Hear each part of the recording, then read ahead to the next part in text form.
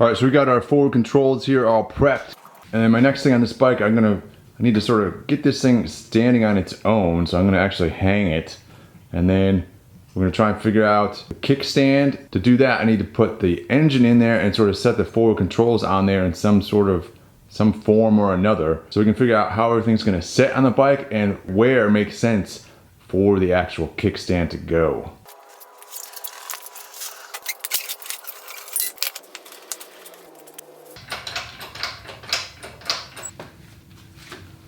This engine is awesome because it's so light.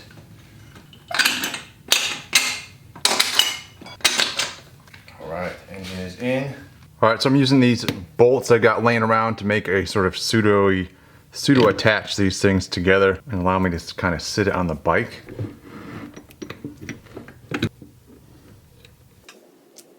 Look at that. Alright, we can go a step further. I can clamp this thing on there.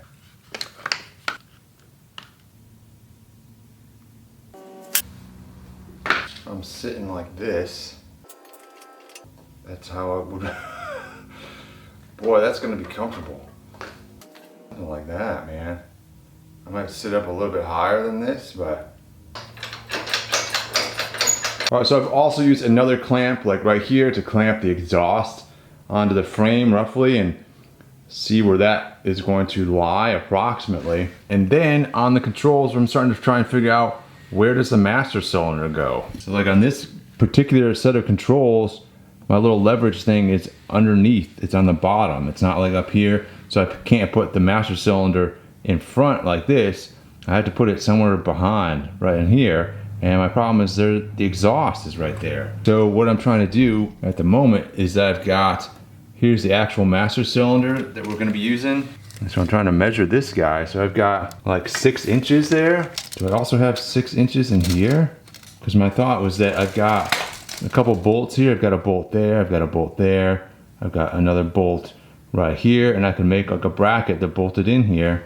And I could mount that master cylinder right in here somewhere to have enough room to make that work. That's really the question. And then the master cylinder is going to be right on top of the exhaust, which is not ideal. It'll heat up some brake fluid pretty quick. It's not really what I would like, but it might be what I've got. All right, then on the other side of the bike, we've got our little shifter, and on the bottom you can see again we've got the lever parts on the bottom there like that. It looks like that guy should line up pretty well with our shifter back here for the actual transmission. On this side of the bike, I think that will work out just fine. Another option is to possibly mount this thing on the front side and space it even out a little bit further. That gives me more room up in here. I'd put the master cylinder like right here in front of the exhaust, which should keep it pretty cool. I guess that would look all right. I kind of worried about ruining the lines of this frame here, but I think that will look okay. Making a little bracket, I can use a piece of 1/4 inch or something. It goes right up there with a couple holes in it, and then this thing mounts directly onto that like so. Now the next thing is to sort of figure out where the kickstand would be. Do we put the kickstand up here, sort of off of the front controls kind of, so it sort of would kick out somewhere up in here? Or do we put it back here off of the wishbone kind of thing of the rear tire, so it would kick off right about in there?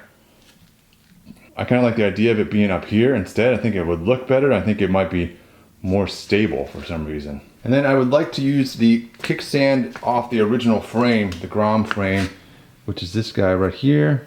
The kickstand has several features on it, which if I can use this, just make my life easier. It's got this little bracket thing over here, which holds the wires and whatnot for the kickstand sensor, which I'm planning on reusing that, I believe, at this point. And then it's also got, you know, all these other little things on here in terms of there's a stop there for the kickstand when it locks in. There's a stop on the other end as well. We got the spring, of course, and all the mounting points for the spring, all this stuff. I mean, it's just already engineered in there. And so my plan is I'm gonna chop this thing off because we can't use this frame. Try and fit that to the bike and see how it looks. So I think I wanna chop it like right here.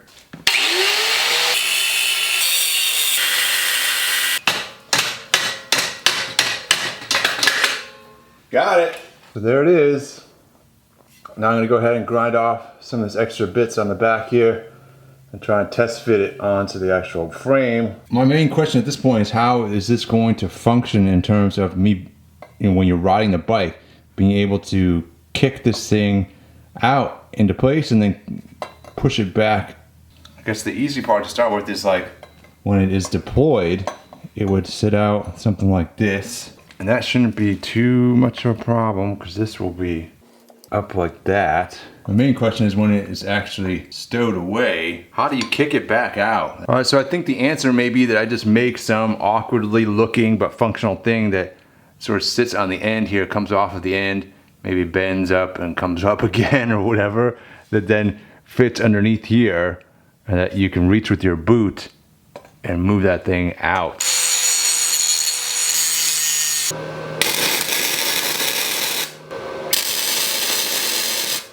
All right, so now I want to let down on the lift here or whatever and get this thing to sort of sit on its own weight a little bit. So I let this thing lean over. I've only got 2 tacks on the side so that it will bend up just a little bit. Figure out where I want it to, how far over I want it to lean, and then we'll weld it in a little bit more.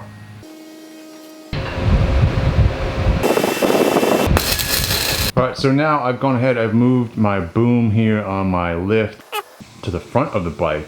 And now I'm gonna sort of lift up the front end of the bike is the theory, so I can get underneath there and weld that thing a little bit better. I'm looking at it now, I'm like, the thing is like sticking straight out the side. Like, it's a pretty low bike.